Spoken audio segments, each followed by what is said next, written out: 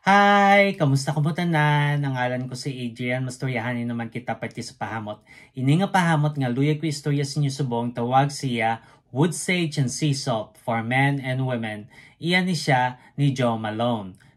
Pwede pa lalaki, pwede pa babae, pwede para sa tanan. Kag tanan nga pahamot amo na kung tulokon. Kag, kolon ni siya, butang balon layo pa lang, masimutan ka na. Ano ni siya klase nga pahamot? Bali, maalat nga dagat, nga citrus. Amo na siya kusimutan. Angay siya sa mainit ka panahon. Ang temperatura nga para siya is between 70 to 90 degrees Fahrenheit o kung 21 to 32 degrees Celsius. Ano ang iyang mga nota? Simple lang, isa lang kalinya sa mga nota. Kagang mga nota ay sea salt, sage, grapefruit, ambret, kag seaweed. Ang sea salt, amo na ang maalat nga nota nga masimutan mo dayon sa sini nga pahamot.